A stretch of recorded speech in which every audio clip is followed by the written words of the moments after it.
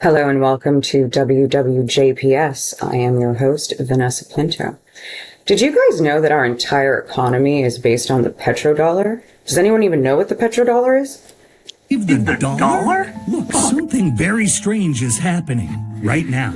In the Middle East. But if you look under the hood of the global financial system, you can see that Trump is trying to save the dollar. He kind of has to.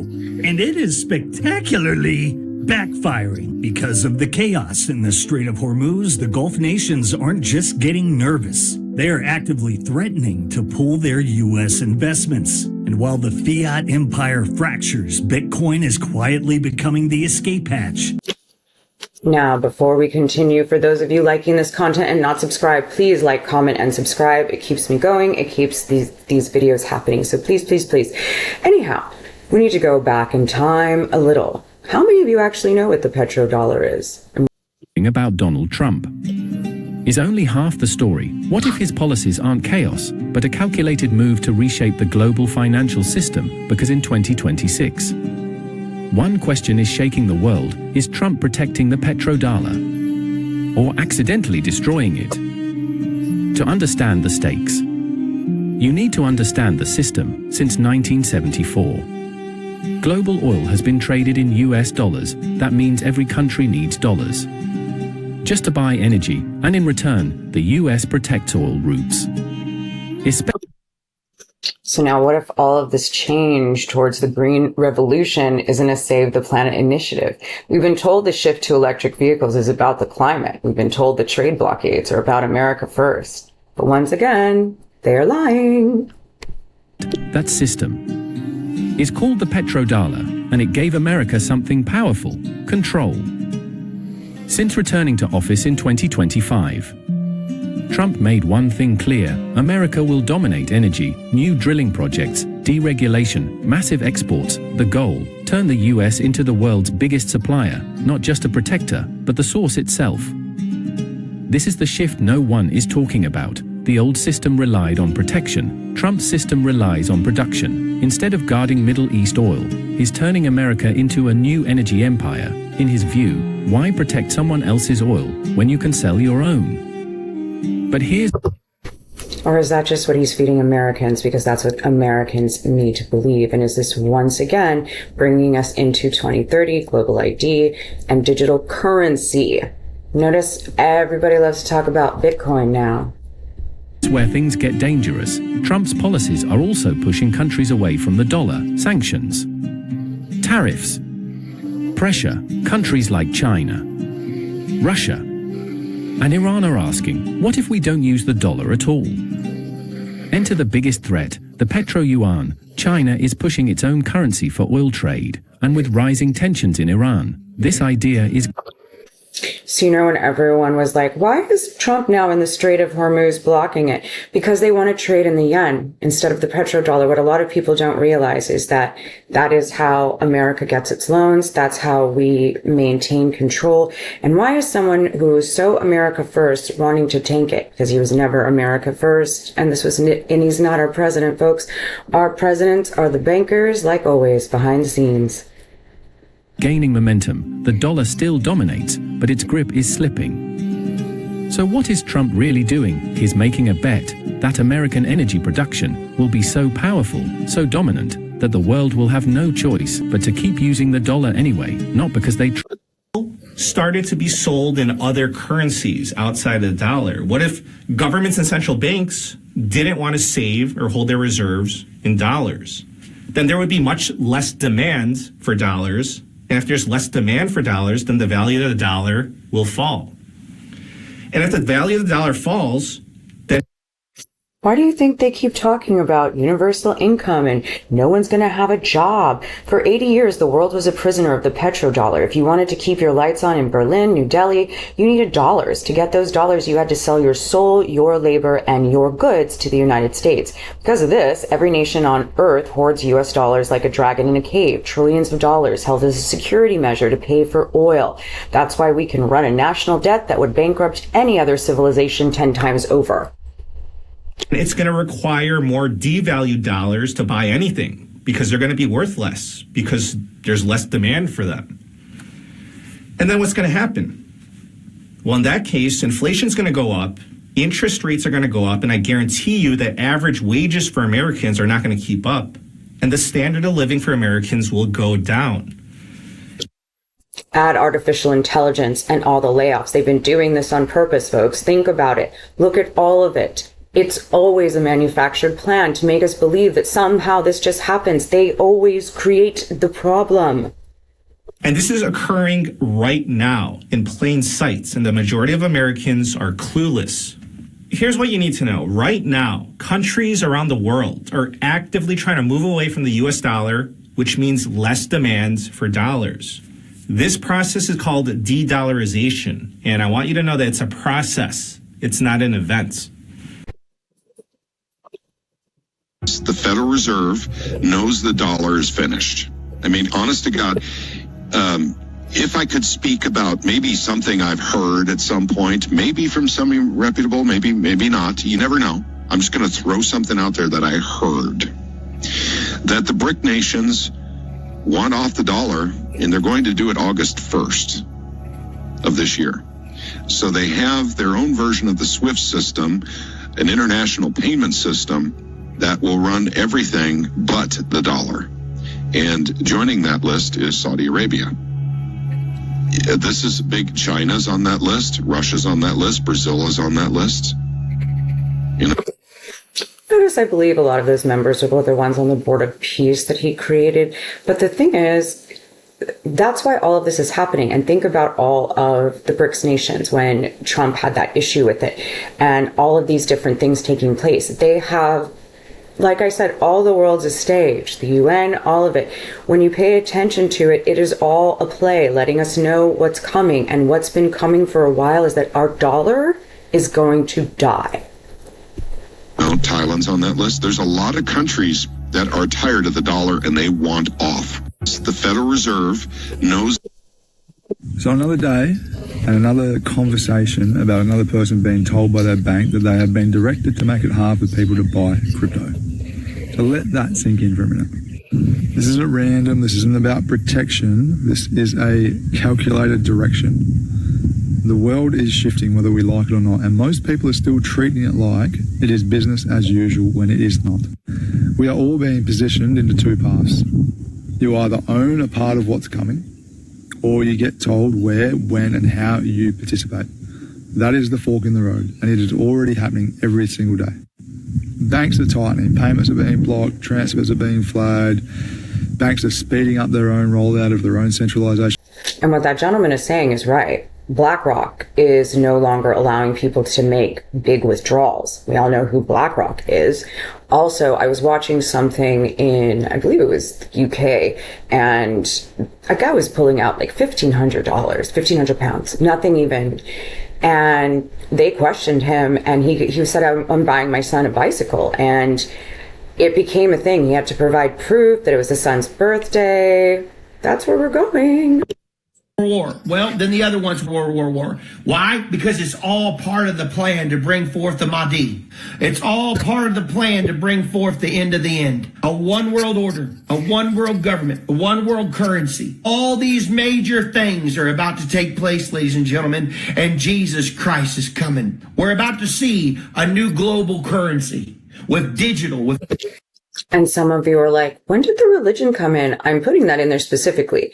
The digital ID is coming, but realize people think this is the end of days. Part of how they're selling this to a certain group of people is that this is like biblical. It's the end of days. No, it's absolutely not. It is once again us being controlled by the elites, like the fucking sheep that we've been herded to be. Wake up, people. This goes back to the last video I did, where the old HUD director talks about how the Bank of Reserve, the international bank, the one that runs everything, they have total sovereignty. There is nothing on God's green earth that can ever happen to these people. Its founding charter gave it was formally constituted on May 17, 1930, under the Hague Agreements. Its founding charter gave it immunities that no other institution on earth possesses. It cannot be sued in the courts of any member nation. Its premises cannot be entered, searched, or seized. Its staff are immune from arrest. Its communications cannot be intercepted, and its assets, well, they can't be frozen by any government under any circumstances. The IMF does not have these immunities. The World Bank does not. The United Nations does not. Well, not fully. And these immunities were not granted by an international treaty ratified through a democratic parliament. They were granted by a private agreement between central banks. The building was not elected. It was constructed. The biz was formally one family. Today, authorities, social family in this entire world, well, it's not the Kardashians, it's the Rothschild. I told you I would do a deep dive, and here it goes. America is owned by one family. Today, authorities searched a Rothschild property. But this story started about 2 centuries ago, and it explains why the Epstein shit won't die.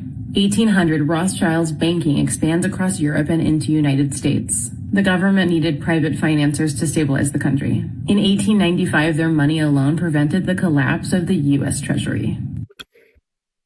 See what I mean? They control everything. The politicians dance for them and dance for us. But they are the ones that control it because they have all the money. And apparently, really, the money makes the world go round.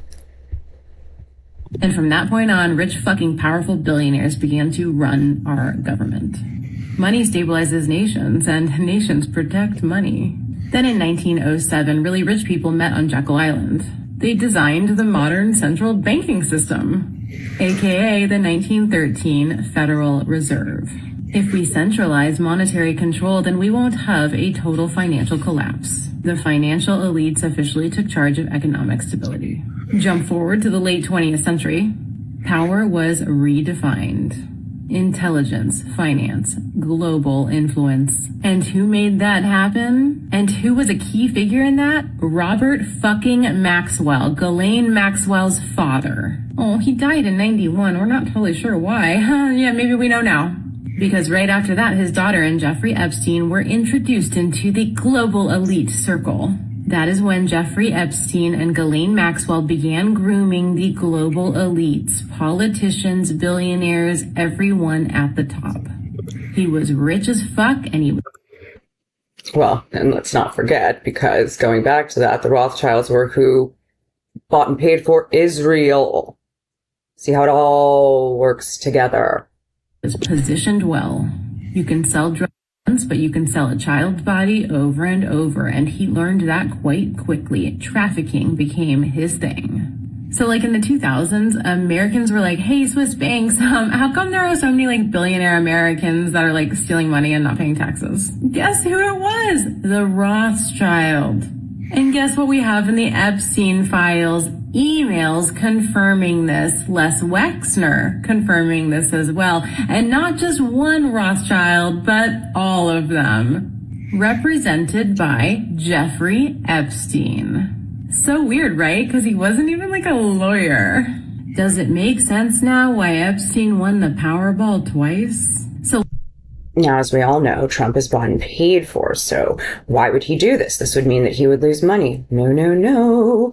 Enter his useful idiots, this time his sons. And all the crypto, and all of the crypto laws that suddenly got reversed when he came into power, and how he's encouraging everyone to have crypto. Making sense again? Out of office, his kids figured out a way to make money that didn't involve slapping their family name on golf courses. It involved monopoly money with their dad's face on it. No, not really, or not exactly. I mean, it's crypto, so you already know what you think about it. 6 weeks before the election, Eric Trump and Don Jr. announced their new cryptocurrency venture, World Liberty Financial, a name so generic it could stand for anything. Before the election, Wet Loogie Funds, or whatever, put out a crypto coin called WLFI. It sold less than $3 million, and then Trump got elected. And when he walked back into the White House, his family had essentially opened a storefront where literally anyone on earth can walk up and give unlimited amounts of cash to the president and his children. And they did. One of the first takers was blockchain billionaire Justin Sun, who purchased $75 million of WLFI after the election. At that point, Sun's companies were under SEC investigation, but just weeks after Trump came back into office, the government dropped the case. In fact, Trump has pardoned dozens of financial fraudsters, many of whom have donated to his campaign or political action committee.